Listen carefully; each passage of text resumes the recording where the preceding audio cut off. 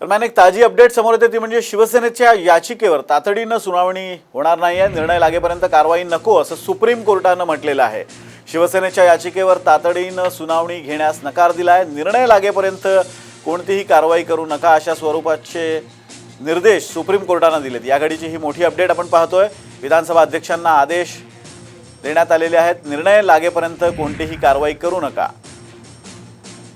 आणि याच संदर्भात बोलण्यासाठी आपल्या प्रतिनिधी प्राची कुलकर्णी आपल्या सोबत जोडल्या गेल्यात। प्राची, काय सुप्रीम कोर्टाने म्हटलंय?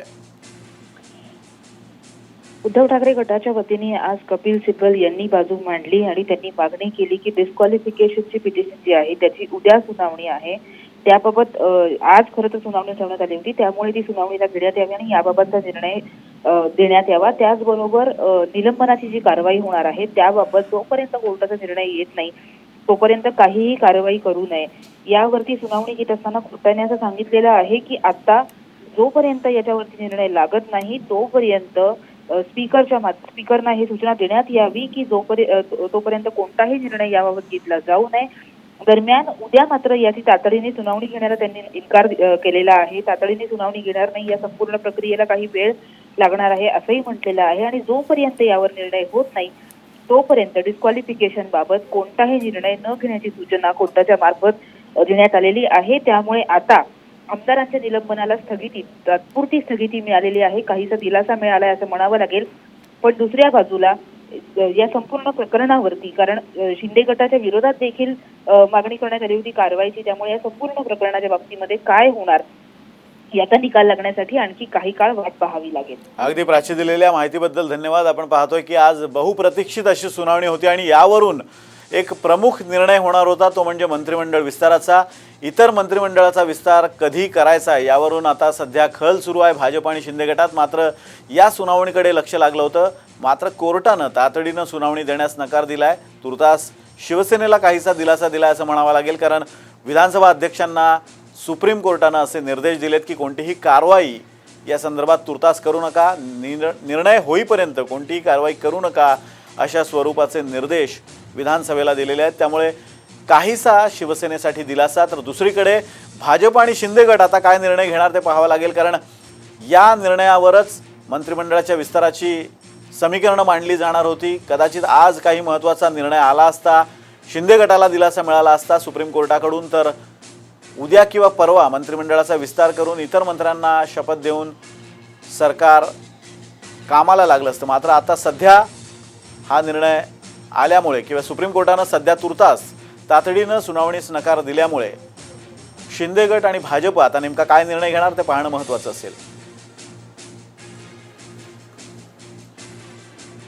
सर्वोच्च न्यायालयानं हा एक महत्त्वाचा असा निर्णय दिलेला आहे किंवा परिस्थिती जैसे थे ठेवण्याचे आदेश दिलेले आहेत, निर्देश दिलेले आहेत आणि कोणतेही कारवाई तुर्तास करू नका असे निर्देश विधानसभा अध्यक्षांना दिलेले आहेत। आसिम सरोदे कायदेतज्ञ आपल्यासोबत जोडले गेलेले आहेत। आसिमजी, आपण पाहतोय की सर्वोच्च न्यायालयाने एक प्रकारे जैसे थे स्टेटस को मेंटेन करण्याचे निर्देश दिलेले आहेत, कोणती कारवाई करू नये असे निर्देश दिलेले आहेत। कशा पद्धतीने आता पुढच्या घडामोडी घडू शकतील? ज्या अर्थी यापूर्वी सर्वोच्च न्यायालयाने अनावश्यक पद्धतीने अपात्रतेच्या नोटीस काढल्याच्या संदर्भात आणि नरहरी झिरवळ यांच्यावर अविश्वास ठराव या संदर्भात स्टे दिला होता 11 तारखेपर्यंत, त्या अर्थी तो स्टे वाढवणं आवश्यकच होतं आणि तो जर स्टे वाढवायचा असेल तर त्यासोबतच इतर गोष्टींचा विचार केला पाहिजे की जर प्राथमिक अनेक गोष्टींवर स्टे दिलेला आहे तर त्यानंतर झालेल्या घडामोडींच्या आधारे जे कोणी विधानसभेचे अध्यक्ष झालेले आहेत त्यांनी काही निर्णय घेऊ नये हा आदेश देणं सुद्धा संयुक्तिक आणि आवश्यक होतं। तो निर्णय न्यायालयाने तशा प्रकारचा आदेश दिलेला आहे। मला वाटते की ही नैतिक जबाबदारी सुद्धा खरं तर नवीन अध्यक्षांवर आहे की त्यांची निवड ही वादग्रस्त अशा कॅटेगरीत असताना त्यांनी कोणत्याही प्रकारचे निर्णय घेऊ नये आणि असंविधानिकता निर्माण करू नये। आसिमजी, अजून एक असा मुद्दा आहे सरोदे सर की एक याचिका अशी दाखल झाली होती, हा तांत्रिक मुद्दा होता की निलंबनाबाबत काय कारवाई किंवा अपात्रतेबाबत काय कारवाई करावी अशा स्वरूपाची ही याचिका होती। मात्र आता याचिकांची संख्या वाढलेली आहे। शिवसेनेनं नव्याने 2-3 याचिका केलेल्या आहेत, त्यात वेगवेगळ्या मुद्द्यांवर त्यांनी त्या याचिका केलेल्या आहेत। आता या सगळ्या याचिकांची एकत्रित सुनावणी शक्य आहे का, आणि तसं असल्यास पुढची पावलं काय उचलावी लागतील दोन्ही बाजूनी?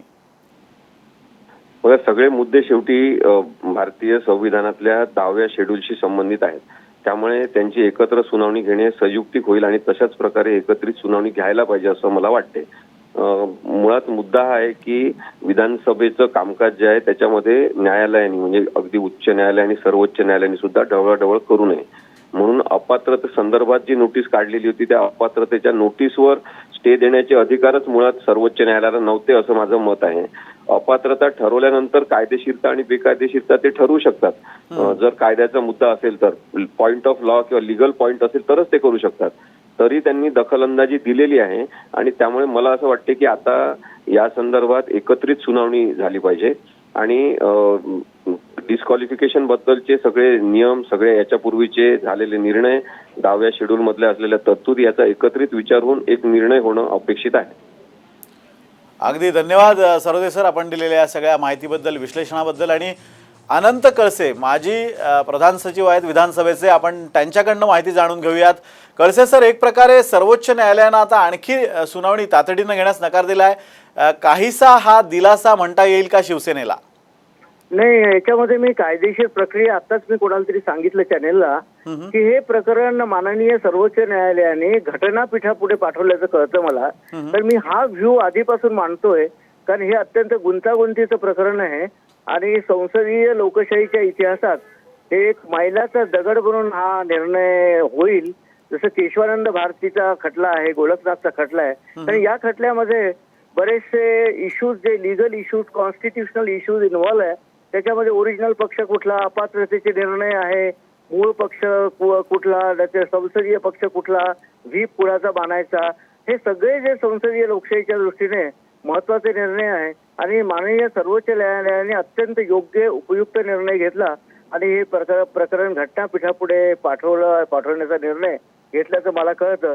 म्हणजे मी जे व्ह्यू मांडत होतो आजपर्यंत तेच सर्वोच्च न्यायालयाने एक प्रकारे त्याला उचलून धरलेलं आहे आणि आता या प्रकरणाचा जोपर्यंत न्यायालय निकाल देत नाही तोपर्यंत सरकारच्या स्थिरतेसंबंधी इतर कुठल्याही बाबतीत प्रश्न उद्भवणार नाही असं मला वाटतं. कळसे सर, अजून एक मुद्दा असा आहे की आता तुम्ही जसा उल्लेख केलात की प्रकरण अतिशय गुंतागुंतीचं झालेलं आहे. कारण शिवसेनेने 2 ते 3 याचिका टाकलेल्या आहेत, वेगवेगळ्या याचिकांमध्ये वेगवेगळे प्रे करण्यात आलेले आहेत. अशा वेळेला ही गुंतागुंत सोडवण्यासाठी आता हे नेमकं हे गणित कसं सोडवायचं, ही गुंतागुंत कशी सोडवायची, टप्प्याटप्प्याने काय काय झालं पाहिजे किंवा होणं अपेक्षित आहे? यामध्ये बघा 4 विषय आहे.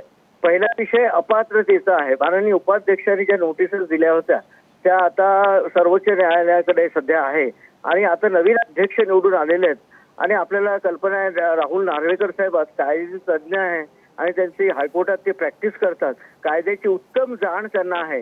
तर हे नियमाप्रमाणे घटनेप्रमाणे प्रथम हे अपात्रतेचं प्रकरण जे आहे हे माननीय अध्यक्षांना त्यावर निर्णय घ्यावा लागेल कारण अध्यक्ष ही कॉन्स्टिट्युशनल अथॉरिटी आहे आणि ऑफकोर्स ज्युडिशियल रिव्ह्यूचा अधिकार हायकोर्ट आणि सुप्रीम कोर्टला आहे. माननीय अध्यक्षांनी निर्णय घेतल्यानंतर मग हे प्रकरण न्यायालयात जाऊ शकतं असं या बाबतीत माझं मत आहे. व्हीपचा निर्णय सुद्धा माननीय अध्यक्षांनी घेतला आहे. त्या संदर्भात सुद्धा मला वाटतं याचिका सर्वोच्च न्यायालयात आहे.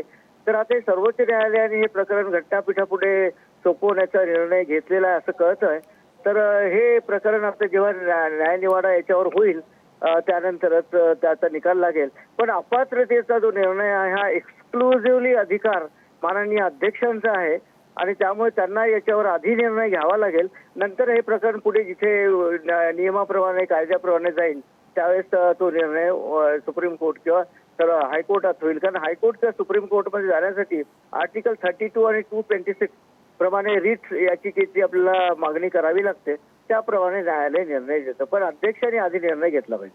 अगदी कळसे सर, धन्यवाद दिलेल्या या माहितीबद्दल आणि केलेल्या विश्लेषणाबद्दल. आपण पाहतोय की सुप्रीम कोर्ट यावर एकत्रित सुनावणी घेणार आहे, त्यासाठी घटनापीठाची गठीत करण्यात आलेलं आहे. मात्र त्याआधी अध्यक्षांना आपला निर्णय घ्यावा लागेल आणि कायदेशीरदृष्ट्या हा पेच प्रसंग निर्माण झालेला आहे, गुंतागुंतीचं प्रकरण आहे. त्यामुळे अगोदर विधिमंडळात कारवाई केली जाईल आणि त्यानंतर कदाचित एकत्रित सुनावणी दरम्यान सुप्रीम कोर्ट त्यावर निर्णय घेऊ शकेल. मात्र जसं आता कळसे सरांनी सांगितलं की एकूणच हा सगळा अपात्रतेचा मुद्दा हा विधिमंडळाच्या अध्यक्षांशी, विधानसभेच्या अध्यक्षांशी संबंधित आहे आणि त्यांनी तो निर्णय घेणं अपेक्षित आहे.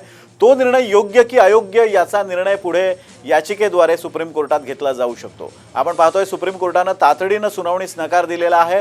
कोणताही निर्णय होईपर्यंत विधिमंडळाने अध्यक्षांनी कोणतेही कोणताही निकाल देऊ नये किंवा कोणताही निर्णय घेऊ नये अशा स्वरूपाचे निर्देश दिलेले आहेत.